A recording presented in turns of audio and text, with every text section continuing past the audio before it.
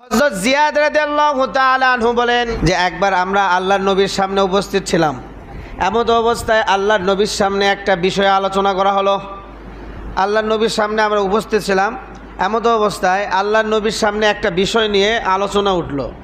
তো আলোচনা ওঠার প্রেক্ষিতে ফাকালা যাকা ইনদা আওয়ানি যাহাবিল ইলম, এই আলোচনা শোনার পরে আল্লাহর নবী বললেন, তোমরা যেই বিষয়ে আলোচনা করতেছো এটা এলেম উঠে যাওয়ার কারণ, এটা এলেম উঠে যাওয়ার কারণে এই বিষয়গুলি আসবে। তোমরা যেই বিষয়ের আলোচনা করতেছো এটা ওই সময় হবে যে সময় এলেম কি হয়ে যাবে, উঠে যাবে। তো হযরত জিয়াদ ইবনে লাবিদ রাদিয়াল্লাহু তাআলা আনহু আল্লাহর নবীকে জিজ্ঞেস করলেন, কুলতু ইয়া রাসূলুল্লাহ ওয়া কাইফা ইয়াযহাবুল ইলম, যে আল্লাহ রসুল এলেম কীভাবে উঠে যাবে? ওয়া নাহনু নাকরাউল কোরআন, যে অবস্থায় আমরা সবাই কোরআন পড়ব, আমরা কোরআন তো পড়তেছি আবার পড়ব, তো এলেম উঠে যাবে কী হবে আবার? ওয়া নুকরিউহু আবনাআনা ওয়া ইউকরিউহু আবনাউনা আবনাআহুম ইলা ইয়াউমিল কিয়ামাহ, ইয়া আল্লাহ রসুল এলেম আবার উঠে যাবে কিভাবে? আমরা কোরআন পড়তেছি, আমাদের ছেলেরাও কোরআন পড়তেছে, তারা আবার তাদের ছেলেকে শিখাইবে, তারা আবার তাদের ছেলেকে শিখাইবে, এইভাবে কিয়ামত পর্যন্ত কোরআনের চর্চা থাকবে, তারপর আবার এলেম উঠে যাবে কেন? জিয়াদ ইবনে লাবিদ রাদিয়াল্লাহু তাআলা আনহু আল্লাহ নবীকে আবার প্রশ্ন করলেন। তা আল্লাহ নবী যেহেতু বললেন যে তোমরা যে বিষয়ে আলোচনা করতেছো এটা ওই সময় হবে যে সময় এলেম উঠে যাবে। তো জিয়াদ রাদিয়াল্লাহু তাআলা আনহু বললেন যে এলেম আবার উঠবে কীভাবে ইয়া রাসূলুল্লাহ?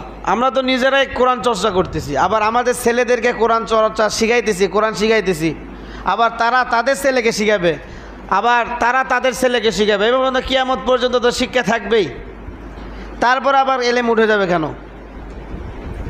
এখন আছে না, আমরা শিখছি আগের জামানায়, আপনারা কোরআন শিখছেন মসজিদে মসজিদে অথবা দূর দূরান্ত থেকে কোনো ক্যারি সাহেব আসছে এলাকায় তার কাছ থেকে, এখন ওই রকম আছে। এখন আপনি মোবাইলে বসে থেকে ঘরের ভিতরে কোরআন শেখা যায়, ইউটিউবে কোরআন শেখা যায়, অনলাইনে কোরআন শেখা যায়, সব জায়গায় কোরআন ব্যাপক। আপনি আর আপনার ওই জামানা নেই যে জামানা আপনাকে কোরআন শেখার জন্য আর দূর দূরান্ত যেতে হবে বা কষ্ট করতে হবে, এত সহজ আসছে। তারা চর্চা তো বেড়ে গেছে, কমে নাই, বেড়ছে না, বেশি হচ্ছে। আরও আগের জামানার তুলনায় এখন আরও কোরআন শিক্ষা বেশি হচ্ছে। আগে এত শিক্ষার্থীদেরকে পিতামাতারা মাদ্রাসায় ভর্তি করাইতো না, কারণ ওই সময় এমনিতেই কোনো সার্টিফিকেট ছিল না। স্কুল কলেজেই পড়তে চাইতো না, আবার মাদ্রাসায় আগের জামানায় ছেলেমেয়েরা এমনিতেই স্কুলে যেতে চাইতো না, তারপর আবার মাদ্রাসায় কীভাবে যাবে? তো অনেক দূর দূরান্ত মিলে একটা দুটো মাদ্রাসা থাকতো। তো এখন বর্তমান আপডেট হয়ে গেছে, মানুষেরা এখন মাদ্রাসার দিকে ঝুঁকতেছে, ছেলে মেয়েদেরকে কমপক্ষে 3-4 বছর নুরানি হলেও পড়াইতেছে, সবাই মাদ্রাসার দিকে ঝুঁকতেছে, পড়াইতেছে, দিন শিখাইতেছে, কোরআন শিখাইতেছে, মাসলা মাসাই শিখাইতেছে। তো আগের তুলনায় দিনই এলেম কোরআনের চর্চা বা হাদিসের চর্চা কম হয়েছে না আরও বেশি হয়েছে? আরও বেশি হয়েছে। হাদিস কোরআনের চর্চা আর কমে নাই, বরঞ্চ বেশি হয়েছে। তো তারপরও আবার কিভাবে এলেম উঠে যাবে? কোরআনের চর্চা হবে, হাদিসের চর্চা হবে, আমরা শিখতেছি, আমাদের ছেলেদেরকে শিখাইতেছি, তারা তার ছেলেকে শিখাবে, তারা তার ছেলেকে শিখাবে, এভাবে শিক্ষা হতেই থাকবে। তারপর আবার কোরআন উঠে যাবে, এলেম উঠে যাবে কীভাবে? আবার এটা আবার কীভাবে হবে? তো আল্লাহ নবী বললেন, জিয়াদ ইন কুনতু লা আরাকা মিন আফকাহি রাজুলিন ফিল মাদিনাহ, এ জিয়াদ আমি তোমাকে মদিনার সব থেকে জ্ঞানী মনে করতাম, অনেক জ্ঞানী মনে করতাম, কিন্তু তুমি যে প্রশ্ন করলা এটা তো বেকুফের প্রশ্ন করলাম, মূর্খের প্রশ্ন। জিয়াদ আমি তো তোমাকে মদিনার অনেক বড় জ্ঞানী মনে করতাম, কিন্তু তুমি যে আমাকে প্রশ্ন করলা যে প্রশ্ন, এটা তো মূর্খের প্রশ্ন। আওয়ালাইসা হাযিহিল ইয়াহুদু ওয়ান নাসারা, এ জিয়াদ তুমি কি তোমার আশেপাশের ইহুদি নাসারাদেরকে দেখো না? তাদেরকে দেখতেছো না তুমি?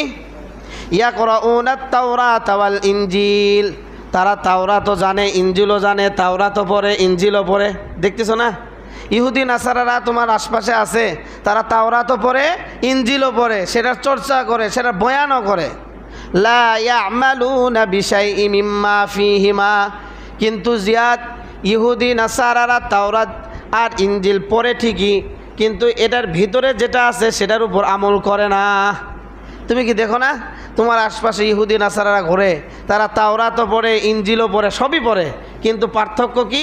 ভিতরে যেগুলি লেখা আছে সেগুলি কি করে না, সেগুলোর উপর আমল করে না। কি করে না? আমল করে না। তাহলে কি বুঝালো? অতএব জিয়াদ, তুমি যে আমাকে প্রশ্ন করলা যে কোরআন চর্চা করতেছি আমরা, আমাদের ছেলেদেরকে শিখাইতেছি, তারা তার ছেলেকে শিখাবে, এভাবে কিয়ামত পর্যন্ত কোরআনের শিক্ষা জারি থাকবে, তারপর আবার এলেম উঠে যাবে কিভাবে? তো এইভাবে যেমন ইহুদি নাসারারা তাওরাত আর ইনজিলের ভিতরে ওটার চর্চা করতেছে, শিখাইতেছে, সব কিছু করতেছে, কিন্তু ভিতরে যা আছে সেটার উপর আমল করে না, ঠিক তেমন আমার উম্মত এমন এক জামানায় আসবে যেই জামানায় কোরআনের চর্চা হবে বেশি, হাদিসের চর্চা হবে বেশি, বয়ান হবে বেশি, মানুষ কোরআন শিখবে বেশি, কোরআন তেলাওয়াত করবে বেশি, তর্জমা শুদ্ধা পড়বে। আগেরকার মানুষ তর্জমাও পারে নাই, অর্থও পারে না। এখন অর্থসহ বাড়িতে কোরআন পড়ে, প্রতিদিন অর্থসহ কোরআন পড়ে, সব পড়বে, সব চর্চা হবে, সব পড়বে, কিন্তু জিয়াদ ওই জামানায় ভিতরে কিছু থাকবে না, সব ভিতরে ভিতরে ভিতরে সব অনেক কিছু শিখবে, কিন্তু আমলের বেলায় শূন্য হবে, কেউ আমল করবে না। কোরআন পড়বে ঠিকই, কিন্তু কোরআনের ভিতরে কি আছে সেটার উপর আমল করবে না। হাদিস পড়বে ঠিকই, কিন্তু হাদিসে আমি যা বলছি সেটার উপর আমল করবে না।